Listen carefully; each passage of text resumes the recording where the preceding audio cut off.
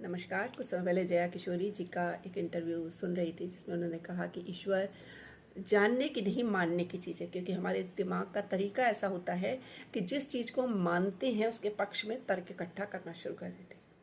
यानी कि अगर हम ईश्वर को मानते हैं तो हम मानने के पक्ष में तर्क इकट्ठा करने लगेंगे, नहीं मानते हैं तो नहीं मानने के पक्ष में तर्क इकट्ठे करने लगेंगे। तो मानेंगे तभी हम उनको जान पाएंगे। वहीं पर जावेद अख्तर जी ने एक इंटरव्यू में कहा कि जब हम कहते हैं कि जब हम लोग दूसरे लोक में जाएंगे तो ईश्वर पूछेगा कि तुमने क्या क्या किया संसार में। तो मैं उससे पूछूंगा कि जब सर्वोच्च सत्ता आपके हाथ में है तो संसार में आज जो कुछ भी लूटपाट, युद्ध, बलात्कार या जो कुछ भी गलत सलत हो रहा है उसमें आपने क्या किया।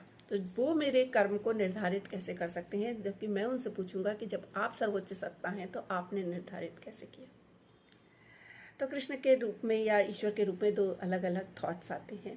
यहाँ पर मैं एक तीसरी बात कहना चाहूँगी, ज़रा ध्यान दीजिएगा कि जब कृष्ण गीता में कहते हैं कि यदा यदा ही धर्मस्य ग्लानिर्भवति भारत अभ्युत्थानम धर्मस्य तदात्मानं सृजाम्यहम्।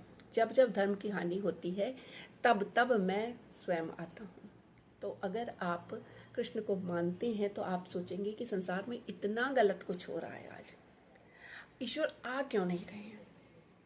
तो कृष्ण जैसे व्यक्ति जो गीता में इतना महत्वपूर्ण ज्ञान देते हैं, और वो उसमें काफ़ी कुछ ज्ञान जो है हमारे वेदों में, उपनिषदों में है, खासतौर से उपनिषद में है, वो महत्वपूर्ण ज्ञान जब कृष्ण दे रहे हैं तब वो इतना बात नहीं जानते हैं कि ये देह जो है उनकी, ये नश्वर है, ये देह तो मिट जानी है।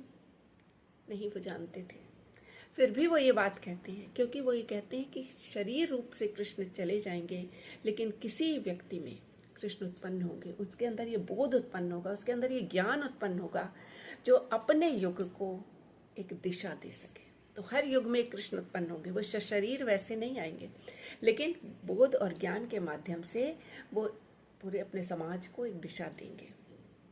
कृष्ण के समय में भी कृष्ण को ना मानने वाले भी लोग थे, उनसे नफरत करने वाले भी लोग थे।